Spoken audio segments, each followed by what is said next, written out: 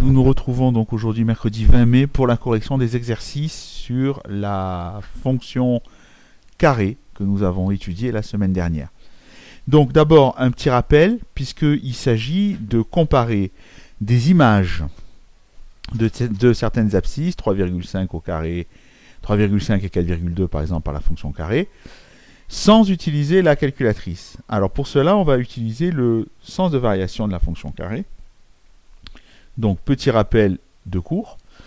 Donc la représentation graphique de la fonction carré f de x égale x carré, c'est une parabole qui ressemble à ça. Elle est décroissante pour des abscisses qui vont de moins l'infini à 0. Alors je vous rappelle ce que ça veut dire qu'elle est décroissante. Ça veut dire que si j'ai deux abscisses A et B, par exemple, ici pour A, je vais prendre, donc déplacer A, donc on va prendre par exemple moins 3,5, voilà, moins 3,51, et pour B, je prends par exemple moins 2. Bon, on sait que l'image de moins 2, c'est 4, f de B, c'est 4. On sait que A, c'est plus petit que B ici. L'abscisse A, elle est plus petite que B puisqu'elle est plus à gauche. Moins 3,51, c'est plus petit que moins 2. Et je vois que l'image de A, c'est-à-dire f de A, c'est plus grand que l'image de B. Donc on voit qu'on a une inversion entre l'ordre des abscisses et l'ordre des images. À partir de là, c'est la définition d'une fonction décroissante. Maintenant, si je prends deux abscisses positives, par exemple, je place l'abscisse A sur 1,23 et je place l'abscisse B sur 2,71. Je vois clairement que 1,23 est plus petit que 2,73, donc A est plus petit que B, et je vois que l'image de A est aussi plus petite que l'image de B. Donc là, je conserve l'ordre. J'ai deux abscisses dans un certain ordre, les images sont dans le même ordre. Eh bien, c'est la définition d'une fonction croissante. Donc finalement, pour comparer deux carrés, attention, s'ils sont tous les deux positifs ou tous les deux négatifs, il suffit de comparer les abscisses. Bien entendu, si j'ai une abscisse négative et une positive, alors là, je ne peux rien dire. Pourquoi ? Parce que, regardez, par exemple, si je prends l'abscisse A négative et l'abscisse B positive, ben, l'image de A, elle peut être plus petite que l'image de B, ou elle peut être plus grande. Ça va dépendre où elle se situe. Voilà. Donc là, on ne peut rien dire. Il n'y a pas de règle en mélangeant les abscisses positives et négatives. Ça marchera avec deux abscisses négatives ou deux abscisses positives. Par exemple, dans l'exercice, il fallait comparer 3,5 au carré et 4,2 au carré. 3,5 et 4,2, c'est des abscisses positives. Donc elle est croissante, donc elle conserve l'ordre. 3,5, c'est plus petit que 4,2. Eh bien donc 3,5 au carré, c'est dans le même ordre, c'est plus petit que 4,5 au carré. Par contre ici, j'ai deux abscisses négatives, moins 4,5 et moins 2,5. On voit que moins 4,5, c'est plus petit que moins 2,5. Et donc l'image au carré, il y a une inversion de l'ordre, puisque la fonction est décroissante sur les abscisses négatives. Moins 4,5 au carré sera plus grand que moins 2,5 au carré. Voilà. Alors pi, c'est environ 3,14, donc pi et 3,2, c'est positif. Pi, c'est plus petit que 3,2, donc pi au carré, c'est plus petit que 3,2 au carré, on conserve l'ordre. Alors, 1 sur 5 au carré, attention, c'est pareil que 1 cinquième au carré. Donc, c'est comme si je prends 1 cinquième que je le mets au carré. Ça, c'est pareil que 1 tiers au carré. Donc, on sait que 1 cinquième, c'est plus petit que 1 tiers. Et les deux sont positifs. Donc, l'ordre va être conservé. 1 cinquième au carré sera plus petit que 1 tiers au carré. Et là, c'est un cas un petit peu bizarre parce que moins 5, c'est une abscisse négative, et 3,5, c'est une abscisse positive. On ne peut pas se servir de la monotonie de la fonction, puisque sur les abscisses négatives et positives, on ne peut pas dire qu'elles soient croissantes ou décroissantes. Juste, il faut voir que moins 5, c'est plus petit que moins 3,5. D'accord ? Voilà. Donc 3,5 au carré, c'est pareil que moins 3,5 au carré, puisque que je mette le signe moins, moins par moins, ça fait toujours plus. Voilà.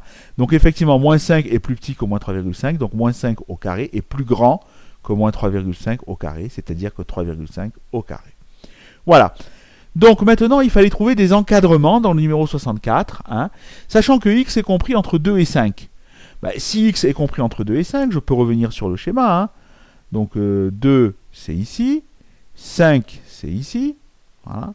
Bon, l'image de 5, ça va faire 25. l'image de 2 c'est 4, et bien pour des abscisses entre 2 et 5, comme la fonction est croissante, elle conserve l'ordre, les images vont être comprises entre 2 au carré, c'est-à-dire 4, et 5 au carré, c'est-à-dire 25. Alors maintenant, attention, si des abscisses entre moins 7 et moins 1, les abscisses sont négatives, la fonction est décroissante, donc elle inverse l'ordre. C'est-à-dire que effectivement, si x est compris entre moins 7 et moins 1, eh bien les images, les x au carré, moins 7 au carré, ça fait 49, et moins 1 au carré, ça fait 1. Les images vont être comprises entre 1 et 49. Petit c, entre 0 et 3, ben là j'ai des abscisses positives. Hein. Entre 0 et 3, c'est des abscisses positives. Donc x au carré, ben 0 au carré, ça fait 0. 3 au carré, ça fait 9. On conserve l'ordre. Voilà. Alors le dernier, un petit peu plus compliqué, j'ai des abscisses entre moins 2, 0 ou entre 0 et 3. Alors là, regardons. Je reviens sur le dessin. Si j'ai des abscisses entre moins 2 et 0, ben on voit que les images elles vont varier entre 4 et 0. Et ensuite, si j'ai des abscisses, puisque c'est union, hein, entre 0 et 3, on voit que les images, elles vont varier entre 0 et 9. Donc au final, mes abscisses, mes ordonnées, pardon, hein, ça part de 4, ça descend jusqu'à 0 et ça remonte jusqu'à 9. Donc on voit clairement que ça va être compris entre 0 minimum et 9 maximum. Voilà. Alors là, j'ai fait une petite erreur, pardon, c'est pas x, il faut corriger. Hein. Alors, il faut corriger, il faut rajouter, là je vais prendre du noir, voilà, ok, il faut rajouter un carré. Hein. Voilà, donc je vais diminuer par contre la taille, là ça va être beaucoup trop gros. Et là, j'ai pas que ce soit trop gros, il faut rajouter x au carré, oh là là, ça ressort pas bien. Donc vous rajoutez x au carré, on voit pas mon carré, j'ai du mal avec ce logiciel. Voilà, donc x au carré va être compris entre 0 et 9. Voilà, bien, on continue. On continue, donc, le numéro 62. Pareil, 62, page 231, il fallait comparer. Hein, donc ici, il n'y a pas de problème, on a des abscisses, alors on va reprendre un petit peu plus gros, voilà. On a des abscisses positives. Hein. Donc, ici, j'ai 1,5, c'est plus petit que 6. Et bien donc 1,5 au carré, c'est plus petit, je conserve l'ordre, que 6 au carré. Voilà. Ensuite, on a ici des abscisses négatives. Moins 0,7, ça va être plus petit que moins 0,08, c'est plus à gauche. Hein. Donc, j'inverse l'ordre, moins 0,7 au carré, c'est plus grand que moins 0,082 au carré. Alors, pi moins 1, ben, pi moins 1, sûrement, c'est plus petit que 3, hein, puisque c'est 3,14 moins 1, ça fait 2,14. Hein. Donc, 2,14, c'est plus petit que 4. Hein. Donc, pi moins 1 au carré, c'est plus petit que 4 au carré, qui fait 16. Et le dernier, c'est toujours pareil, c'est un cas un petit peu délicat, parce que je compare le carré d'un nombre négatif avec un nombre positif. Donc, je vais me servir de moins de 25. Hein. Moins 1,25, c'est plus grand que moins de 25, c'est à droite. Donc, moins 1,25 au carré sera plus petit que moins de 25 au carré, qui est égal à 2,25 au carré. Voilà. Bien, alors maintenant, le 45, page 202, il fallait retrouver ici, il fallait trouver les images ou les antécédents. Alors vous remarquez que j'ai pris la notation flèche, avec un petit trait devant ici, hein, voilà. Donc cette notation qui veut dire A pour image. Donc si j'ouvre le livre, page 202, voilà. Il fallait trouver l'image de 4. Eh bien, je vois que l'image de 4 par la fonction carré, 4 au carré, c'est 16. Donc on peut utiliser cette notation, 4, A pour image, 16 par la fonction carré. Moins 3, A pour image 9, parce que moins 3 au carré, moins par moins plus, ça fait 9. 10 puissance 3 au carré, on multiplie les exposants, souvenez-vous ce qu'on a vu, 2 fois 3, 6, ça fait 10 puissance 6. Et 1 demi au carré, 1 demi fois 1 demi, ça fait 1 quart. Et on termine le 46, il fallait trouver les antécédents. Alors l'antécédent, ben, je mets la flèche inverse. Si l'image c'est 6, ben, l'antécédent c'est racine de 6, ça tombe pas juste. Racine carrée de 6 fois racine carrée de 6, ça fait 6. Hein, par définition de la racine carrée. L'antécédent de 64, eh bien, quel est le nombre qui au carré fait 64 ?